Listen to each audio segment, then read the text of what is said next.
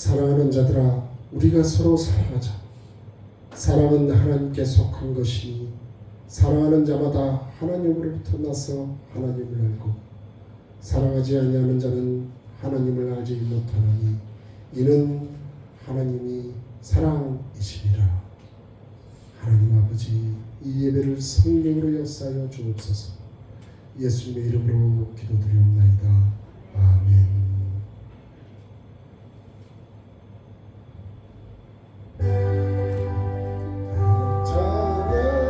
찬양하여라 전능한 창조의 주께 내 원하 주 찬양 평강과 구원의 주님 성도들아 주 앞에 이제 나와 즐겁게 찬양하여라. 다 찬양하여라. 놀라운 만유의 주께 포근한 날개민들 품어주시는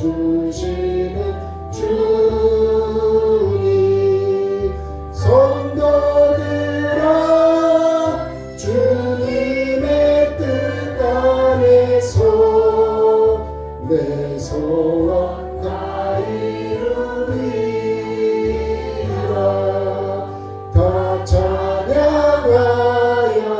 온 몸과 마음을 바쳐 이 세상 만물이 주 앞에 다 나와 찬양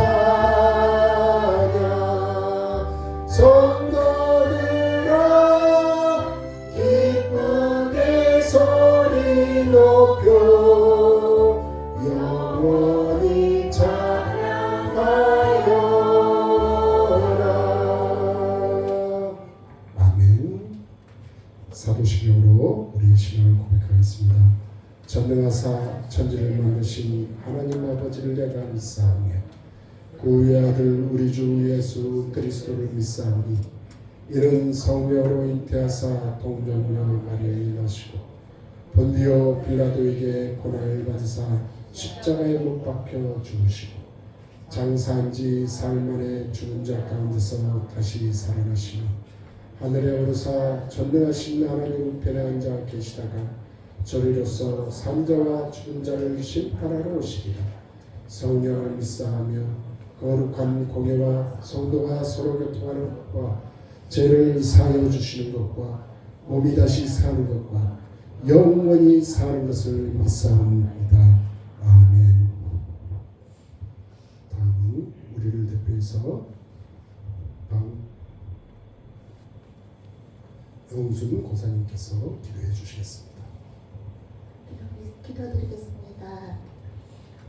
하늘에 계신 나의 하나님, 하나님께서 저희를 사랑하여 주셔서 이 시간 예배를 드리게 하여 주시니 너무 감사합니다. 하나님, 이 시간 저희와 함께하여 주시옵시고 하늘의 문을 여시어 천군 천사가 함께하는 이 예배 시간이 되도록 주님 도와주시옵소서.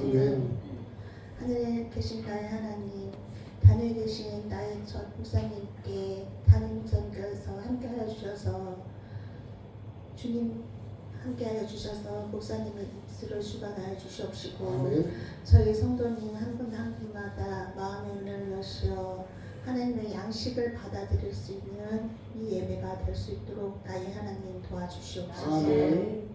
사랑의 하나님, 이 시간 간절히 바라옵기는 저희 성도님 한 가정 한 가정마다 주님께서 축복하여 주시옵시고 저희 교회의 표어처럼 너는 내게 부르짖으라 내가 내게 응답하겠고 내가 알지는 못하는 크고 은밀한 일을 내게 보이리라고 말씀을 주셨습니다. 주님 그 말씀 붙잡고 기도하는 저희 교회 성도님들이 될 수 있도록 도와주시옵시고 이 시간 간절히 바라옵기는 목사님과 함께하여 주시옵시고 하늘의 문을 여시어 이 예배를 받아주시옵소서. 아멘. 이 모든 말씀을 나를 사랑하시는 하나님 예수 그리스도의 이름으로 간절히 기도드렸습니다. 아멘.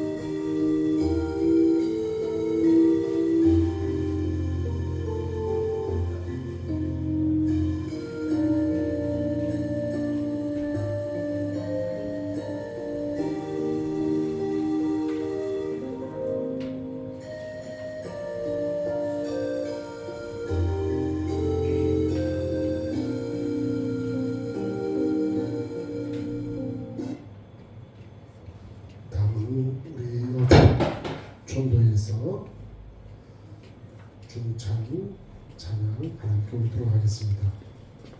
찬양자는 나 주님의 기쁨 되기 원하네.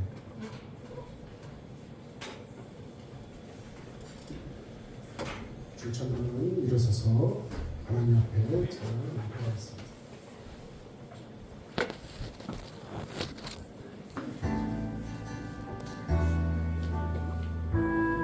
기쁨 되기 원하네. 내 마음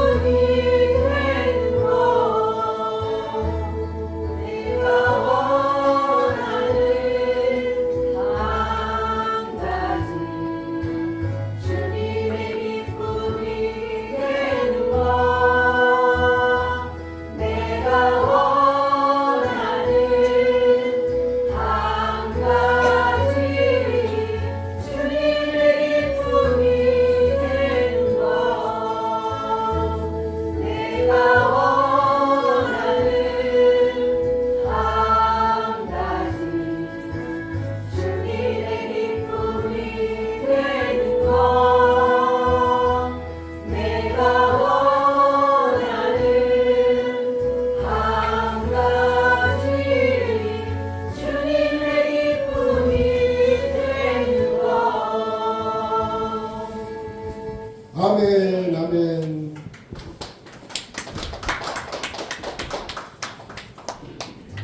하나님께서 우리들에게 주신 말씀 서로 교독하는 시간을 갖도록 하겠습니다. 오늘 말씀은 데살로니가전서 2장 1절로 8절의 말씀이 되겠습니다. 제가 가지고 있는 성경으로는 신약성경 329쪽에 있습니다. 오늘 말씀은 데살로니가전서 2장 1절로 8절, 데살로니가전서 2장 1절로 8절 찾으신 줄 알고 제가 먼저 봉독합니다. 형제들아, 우리가 너희 가운데 들어간 것이 헛되지 않은 줄을 너희가 친히 아나니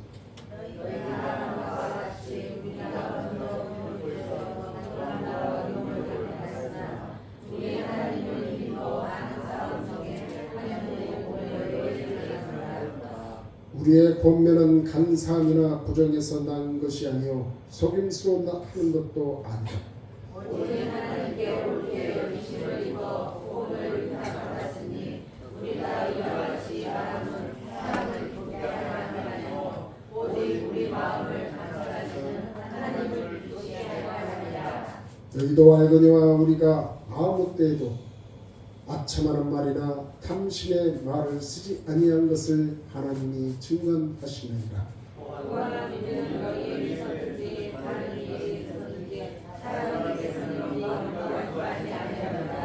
우리는 그리스도의 사도로서 마땅히 권위를 주장할 수 있으나 도리어 너희 가운데서 유순한 자가 되어 유모가 자기 자녀를 기름과 같이 하였으니 우리가 여기까지 너희를 사랑하여 하나님의 복음을 전하리라. 우리의 목숨까지도 너희에게 주기를 원하오니 너희가 우리의 사랑하는 자들이라. 아멘, 아멘. 네, 먼저 말씀을 나누기에 앞서 오늘 주찬 이렇게 찬양을 첫 시작을 해봤는데 참으로 하나님께서 기뻐 받으셨을 줄 믿습니다. 여러분의 그 찬양이 처음에 연습한다고 몇 번 이렇게 불렀을 때는 제가 마음에 굉장히 두려웠었는데 또 막상 하나님 앞에 올린다니까 정말 온 마음과 정성을 다해서 하나님 앞에 올릴 것 같은 그런 제 마음속에 흡족함도 있었고요. 하나님께서도 좋게 하셨을 것입니다. 오늘 이렇게 하다 보니까 조금 이렇게 자리도 이렇게 따로 마련하고 뭐 이렇게 해야 될 것 같습니다. 오늘은 전부 다 했기 때문에 그러기는 어려웠지만 아마 다음 주부터 또 이렇게 구분돼서 할 수 있었으면 좋겠습니다. 아마 두 파트로 나누시다고 이렇게 얘기를 들었고요. 이런 하나님 앞에 올려지는, 그리고 지난주에 우리가 주일날 신의 악단 이걸 영화를 봤었잖아요. 거기서도 그 찬양을 통하여 그들의 심경이 하나님의 주시는 그 은혜를 그들이 이렇게 받아들이게 되고 그 찬양을 통하여 자신이 하나님께 올려드리는 그런 섬김이 있는, 그리고 하나님을 경배하는, 그리고 하나님을 영광스럽게 하는 그런 모든 것이 되었던 그런 기쁨이 있었습니다. 은혜가 넘쳤고요. 저 오늘 말씀의 제목도 그렇습니다. 하나님을 기쁘시게 하는 삶. 오늘 본문에 4절에 보면 이렇게 나오지요. 오직 하나님께 옳게 여기심을 입어 복음을 위탁받았으니 우리가 이와 같이 말함은 사람을 기쁘게 하려 함이 아니요 오직 우리 마음을 감찰하시는 하나님을 기쁘시게 하려 함이라. 우리가 지나가는 사람이나 우리가 전도를 통하여 사람들에게 하나님의 말씀을 전하게 될 때 우리는 그 사람의 기분을 살피며 눈치 보며 말씀을 전하는 게 아니라는 거죠. 이 말씀을 전하게 되는 나는 하나님의 말씀을 태어난 자로 하나님 앞에 쓰임받는 자로, 하나님께서 나를 지켜보는 자로 하나님의 말씀을 전달하는, 그래서 그 뒤에 나오는 말도 있잖아요. 아첨이나 탐심이나 여러 가지 있단 말로 하는 것이 아니고 하나님의 주시는 그 말씀을 진심으로 그들에게 복이 되는 그 말을 전한다고 얘기합니다. 오늘 말씀을 시작하겠습니다. 우리 주님께서 십자가에 달리시기 며칠 전에 우리 주님은 예루살렘에 나귀를 타고 들어오시게 됩니다. 수많은 군중들이 주님을 따라왔었죠. 그래서 이 배경에 마태복음 21장 9절에 가보면 이렇게 말씀이 기록되어 있어요. 앞에서 가고 뒤에서 따르는 무리가 소리 높여 이르되 호산나 다윗의 자손이여 찬송하리로다. 주의 이름으로 오시는 이여 가장 높은 곳에서 호산나하다. 이렇게 말씀합니다. 이때 우리 군중들 그 무리들은 우리 주님을 메시아로 보고 로마로부터 이제 독립을 하겠구나 하는 기대감을 갖고 있었어요. 하지만 우리 주님은 이 군중들이 원하는 그 모습대로 우리 주님은 움직이지 않으십니다. 우리 주님은 이상하리 많지 그 군중들에게 관심이 없었어요. 우리 주님이 이 군중들에게 행했던 기적들, 오병이의 기적으로 수많은 그 군중들이 우리 주님을 따를 때에도 그들에게 이렇게 얘기합니다. 기적의 떡보다는 하늘에 있는 떡을 추구하라고 그들에게 말씀하시죠. 이처럼 듣는 사람이 듣기 힘든 말씀을 자꾸 하셨어요. 그래서 그들은 주님을 썸물처럼 주님 곁을 다 떠나버리고 맙니다. 하지만 우리 주님이 자기들 뜻대로 움직이지 않아 군중들의 마음이 돌아서고 결국 이 주님의 당시에 있었던 교권을 가지고 있었던 유대인 그리고 그 나라를 지배하고 있는 로마 병정에 의해서 잡혀서 신문을 받게 되고 욕을 잡수시고 채찍질까지 당하게 되는 사건이 벌어집니다. 이처럼 주님에게 벌어지는 이 일을 보고서야 모든 사람들이 저 모습은 도대체 메시아의 모습은 아닌데 이렇게 실망하면서 주님 곁을 떠나죠. 그래서 그들은 그 실망을 이렇게 표현합니다. 호산나 메시아를 찬양하리로다 외쳤던 그들이 어느새 그를 십자가에 못 박으라는 그 목소리로 그들의 변해버리고 맙니다. 이처럼 군중들은 며칠 만에 우리 주님을 메시아 왕으로 만들었다가 또 며칠 금방 지나고 나서는 우리 주님을 사형수로 만들어버리고 말았습니다. 제가 여기서 말씀드리고자 하는 것은 이처럼 군중들 무리들의 그 심리에 휩쓸리지 말아야 한다는 것입니다. 여러분의 그 신앙에 곧 세워진 그 신앙을 항상 유지해야 한다는 것입니다. 주위에서 이리 말하고 저리 말하고 그 군중 심리에 휩싸여서 나의 신앙을 팔아버리는 그런 일은 발생해서는 안 된다는 것이죠. 어떤 수영장에 초등학생 2명이 있었어요. 그런데 이 2명의 학생들은 악동들이었습니다. 이 둘은 특별 수영 지도를 받는 아이들이었어요. 그리고 그 한 아이는 할아버지가 꽤 유명한 명망 있는 고위직 자녀였어요. 그래서 이 소녀는 자기 집안 자랑을 너무너무 하니까 오히려 듣기에는 나쁜 사람들의 표적이 되면 오히려 범죄의 대상이 될 것 같은 생각까지도 들었습니다. 어른이나 어린아이들이나 이렇게 겸손하지 않고 자기 자신을 자꾸 드러내게 되면 오히려 납치범의 표적 대상이 될 수도 있습니다. 이 악동 둘은 얼굴은 곱게 생겼고 행동은 곱지 않았습니다. 강습이 끝나게 되면 그 수영장의 놀이터 아니 목욕탕에 찬물에 뛰어들었다 뛰쳐나오는 그런 아이들처럼 물장구를 치면서 다른 사람들이 피해를 주기까지 했습니다. 그리고 그들의 내뱉는 말도 함부로 말을 하기 시작했습니다. 그래서 그들은 이 초등학생들은 만나는 어른들마다 야단을 맞았지만 여전히 그 버릇은 그대로였습니다. 천방지축 아나무인 이 어린아이들이었습니다. 그런데 이틀 후에 이 두 아이가 그 강습소에 있는 게 아니라 한 아이만 보이게 된 거예요.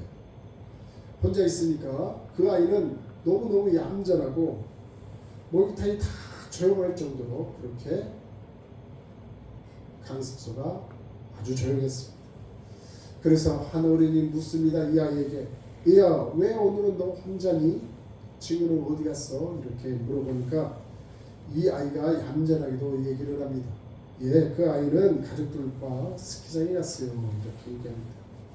갑자기 이 아이가 착한 아이로 돌변하게 된 거죠. 그래서 이 어른은 그렇게 생각했습니다. 사람은 선해도 사람들은 악하다라고 말합니다. 이렇게 군중 심리에 휩싸이게 되면 죄를 짓는 것도 용감하게 짓게 됩니다. 사람은 어떤 그룹에 소속되어지려고 그렇게 해요. 뭔가 그 그룹 안에 들어가요. 그래서 내가 다른 사람처럼 되기를 원하든가 아니면 다른 사람이 나처럼 되기를 원하고 합니다. 그래서 왕따를 두려워하게 되고요. 자기의 소속감을 충족시킬 수만 있다면 어떠한 잔인한 일도 하게 됩니다. 따라서 이 과정 속에서 자기의 정체성과 가치관과 도덕성을 잃어버리고 군중과 다수의 뜻대로 움직이게 되는 우리들의 모습을 보일 때가 있다는 것이죠. 따라서 가장 치열한 영적 싸움은 이렇습니다. 군중 심리학, 나의 그 정체성의 싸움이라는 거예요.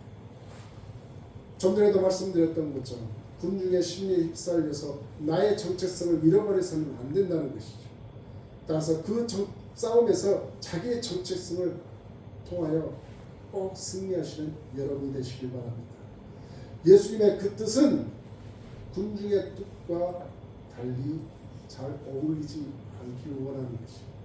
예수님을 진실하게 따르려고 한다면 군중과 다수를 거절하는 그것을 잘 해야 하는 것입니다. 따라서 그 거절이 싫어서 예수님의 그 뜻 대신 군중에 그 소속된 것으로 들어가게 되면 그때부터 예수님과의 관계는 희미해져 버리고 맙니다. 군중들은 끊임없이 예수님과 반대되는 길로 나아가게 됩니다. 군중들은 다수를 최고로 여기고 여전히 힘만을 숭상하게 됩니다. 심지어 그 그룹의 리더에게 잘못된 길로 가라고 추구하는 경우도 생기게 되는 것이죠. 이러한 일들은 이사야서 30장 9절로 10절에 가보면 이렇게 말씀이 되어 있습니다. 어떤 말이냐? 대저 이는 패역한 백성이요 거짓말하는 자식이요 여호와의 법을 듣기 싫어하는 자식이라.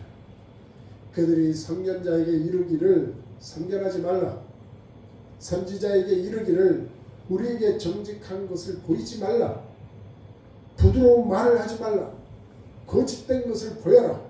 너희는 종로를 버리고 첩경에서 돌이키라.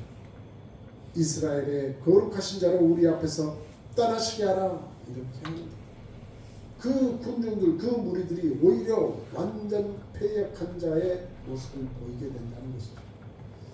이 군중들을 패역하고 거짓까지 전하게 하고요, 하나님의 뜻을 듣기 싫어, 그리고 정직도 싫어하게 됩니다. 하나님의 말씀에 외면하게 되죠. 따라서 사실보다는 외모와 거짓된 모습을 추구하게 됩니다. 그리고 올바른 그 길을 싫어하게 됩니다. 오히려 거룩하신 하나님을 싫다고 얘기합니다.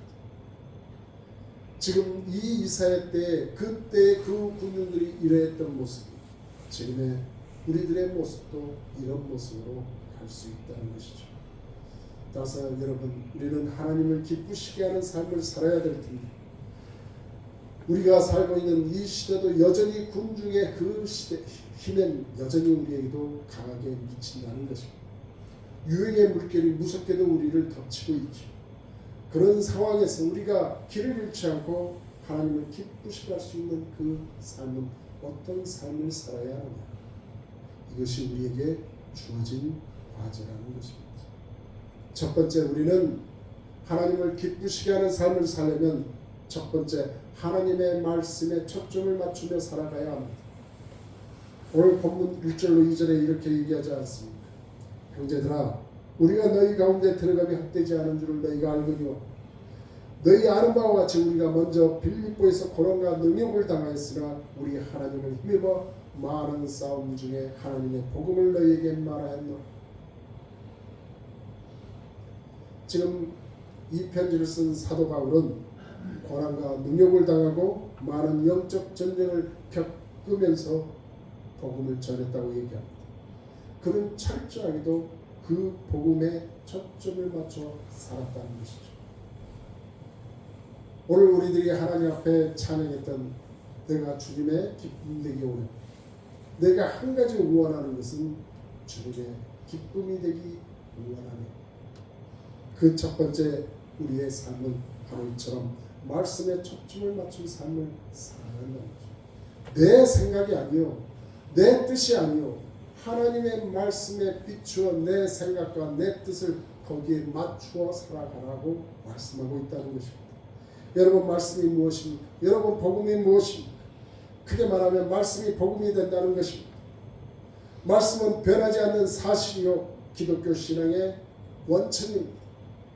헌법이라는 것이죠. 이 말씀은 감정하고는 완전히 별개인 것입니다. 여러분의 감정이 중요해서 말씀을 애면해서는 안 된다는 것이죠. 오히려 이 감정에 휩쓸리는 것은 나의 신앙의 위험 요소를 가지게 되는 것입니다.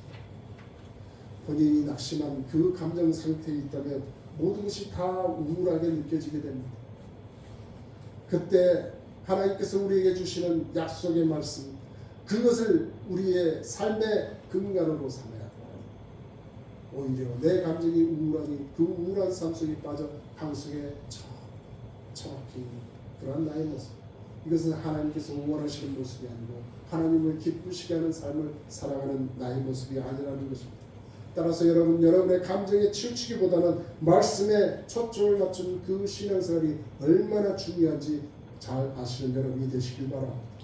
열왕기상 17장 19장에 보면 엘리야 이야기가 나옵니다. 엘리야의 이 이야기는 말씀 중심적인 이 신앙이 얼마나 중요한지에 대해서 가르쳐줍니다. 엘리야는 어떤 선지자지요? 불을 내린 선지자였습니다. 이 엘리야는 바알의 수많은 숭배자들과 싸웠던 불의 선지자였습니다. 그리고 엘리야는 이 반대의 선지자들과 싸움을 제기합니다. 그래서 제단에 희생 제물을 놓고 기도할 때 하늘에서 불이 내려와 제물을 태우는 그 신이 정말 참된 신이다라는 대결을 펼치게 되죠. 먼저 바알 선지자들이 소리치면서 난리를 치며 기도를 했습니다. 하지만 어떤 결과가 나타납니까? 그 제물에는 불이 내리지 않았습니다. 다음에 엘리야가 기도를 하니까 하늘로부터 불이 내려왔던 것입니다. 이 대결에서 승리했던 엘리야, 엄청난 권세로 바알 선지자들에게 다 기손 그 시내가에서 죽여버리라 하는 그 말에 그들은 다 죽음을 당하게 됩니다. 그런데 그 다음에 문제가 생겼습니다. 오히려 반대 상황이 펼쳐지게 됩니다. 바알 선지자들 다 죽임을 당하게 만들었던 그 소식을 듣게 된 왕이었던 이세벨. 이 이세벨이 오히려 엘리야를 죽이겠다고 위협을 하게 됩니다. 바로 전에 하나님 불을 내리게 했던 이 엘리야는 이 이세벨의 그 위협의 협박에 그만 꼬리를 내리게 됩니다. 하나님의 능력을 지금 부렸던 그 요구했던 그 엘리야가 이제는 오히려 하나님의 그 능력을 잊어버리고는 오히려 그 위협에 도망을 치고 로뎀나무 밑에 숨어서 하나님께 오히려 자기를 죽여달라고 외칩니다. 이렇게 심한 우울증에 빠졌을 때 하나님께서는 천사를 보내 그에게 먹을 것을 주십니다. 그래서 엘리야는 이 먹을 것을 통해서 힘을 얻고 40일 만에 호렙산에 도착해서 호렙산 굴에서 응거했습니다. 그때 하나님께서 이렇게 말씀하시죠. 엘리야야, 왜 여기 있냐? 여러분에게 너는 왜 여기 있느냐? 열왕기상 19장 19절에 엘리야가 이렇게 대답합니다. 하나님, 제가 주의 일을 특별히 열심히 했는데 이스라엘 자손이 주의 언약을 버리고 선지자들을 죽이고 저만 남았는데 이제 저까지 죽이려고 합니다. 자신의 처한 지지를 하나님 앞에 이렇게 하라. 그래서 열왕기상 19장 11절로 12절의 말씀을 보면 여호와께서 이르시되 너는 나가서 여호와 앞에서 산에 섰으라 하시더니 여호와께서 지나가시는데 여호와 앞에 크고 강한 바람이 산을 가르고 바위를 부수나 바람 가운데 여호와는 계시지 아니하였고 바람 후에 지진이 있었는데 지진 가운데도 여호와께서 계시지 아니하였고 또 지진 후에 불이 있었는데 그 불 가운데도 여호와께서 계시지 아니하더니 그 불 후에 세밀한 소리가 나더라. 이렇게 말씀을 드렸습니다. 하나님이 우리에게 어떻게 임하냐는 것입니다. 분명 지금 하나님께서 역사하신 것을 지금 엘리야는 보았습니다. 하나님께서 산 앞에 서라 그랬더니 크고 강한 바람이 불어서 산을 가르고 바위를 부쉈습니다. 그래서 거기에 하나님이 계시겠거니 했는데 거기에 하나님이 계시지 않았습니다. 또 그 바람 후에 지진이 났는데 하나님께서 이렇게 했었으니 하나님 여기 계시겠지. 그런데 하나님은 또 거기에도 계시지 않았습니다. 또 불이 났습니다. 그런데 그 불 가운데도 하나님은 계시지 않았다. 그런데 그 후에 이렇게 말씀을 우리에게 알려주고 있습니다. 그 불 후에 세미한 소리가 있는지. 우리 하나님은 이렇게 임하시는 것입니다. 바람에도 불에도 지진에도 그 어떠한 곳에 계시지 않은 조용한 속삭임 속에 하나님은 계셨던 것입니다. 수많은 군중들이 모여서는 자기의 감정을 움직일 그런 놀라운 불과 그러한 기적적인 무엇을 요구하지 사실상 하나님의 그 임재는 그 기적적인 능력보다는 조용한 말씀 안에 있다는 것입니다. 그러므로 우리는 항상 하나님의 말씀에 초점을 맞추고 어떤 어려운 환경을 만나도 낙심하거나 흔들리지 말아야 합니다. 지금 우리 한경숙 목사가 귀가 좀 먹었어요. 중이염으로 한쪽 귀가 막혀서 요즘 고통 중에 있어요. 한 일주일 넘게. 그래서 지난주는 제가 새벽 기도를 했었습니다. 아마 다음 주도 제가 해야 할 것 같습니다. 제가 느끼기에는 하나님 앞에 기도했습니다. 아마 하나님께서 그 귀를 막고 하나님께서 우리 한 목사를 통해 뭔가 말씀을 하고 싶어 하시는 것 같습니다. 오히려 그 귀에 들리지 세상 속에서 들리는 그 귀가 아니라 하나님의 주시는 말씀을 듣게 만드시고자 이러한 상황도 우리 한 목사에게 그 일이 일어날 수도 있게 만들었다고 저는 생각합니다. 그래서 고쳐달라고 하나님 앞에 기도를 하지만 분명 거기에는 하나님의 뜻이 하나님의 그 세미한 음성이 그 귓가에 들려지게 될 것이라는 강한 믿음이 있습니다. 여러분 우리가 하나님을 기쁘시게 하는데 두 번째 해야 할 것이 있습니다. 여러분 우리는 목표에 초점을 맞추며 살아가야 합니다. 오늘 본문 4절에 말씀하시죠. 사람을 기쁘게 할 것이 아니라 하나님 나를 감찰하시는 그 하나님을 기쁘시게 해야 한다고 말씀하고 있습니다. 미국의 유명한 야구 선수 중에 조 디마지오라는 사람이 있었습니다. 이 사람은 선수 말년에 그가 양키스 그 자기가 있는 그 팀이 1위 그 1위를 거의 확정을 하게끔 되었는데도 그는 여전히 그 시합에서 누구보다 열심히 그 시합에 임했습니다. 그는 최선을 다해서 그 경기를 했죠. 이러한 그 조 디마지오처럼 히브리서 12장 1절로 2절에 이렇게 말씀합니다. 이러므로 우리에게 구름같이 둘러싼 허다한 증인들이 있으니 모든 무거운 것과 얽매기 쉬운 죄를 벗어버리고 인내로서 우리 앞에 당한 경주를 경주하며 믿음의 주여 또 온전케 하시는 이 예수를 바라보자 라는 말씀이 있습니다. 지금 주님뿐만이 아니라 천국과 이 땅에서 수많은 증인들이 여러분을 지켜보고 있다는 것입니다. 그러므로 주님을 기뻐하시게 하는 그 삶의 목표를 결코 이탈하지 마시고 영원 구원에 최선을 다하며 무엇보다도 그 일로 바빠하시는 여러분이 되시기를 주님의 이름으로 축원을 드립니다. 옛날에 알렉산더 대왕이 있었죠. 이 사람은 철학가였던 디오게네스를 좋아했다고 합니다. 그래서 그 사람에게 이렇게 얘기를 했어요. 당신이 원하는 소원 한 가지만 내가 꼭 들어주겠다 말을 하시오. 이에 디오게네스는 이렇게 자신의 요구를 알렉산더한테 얘기합니다. 영원의 이 모든 것의 한 조각만 나에게 달라. 그렇게 알렉산더에게 요구를 했다고 해요. 그러자 이 알렉산더 대왕은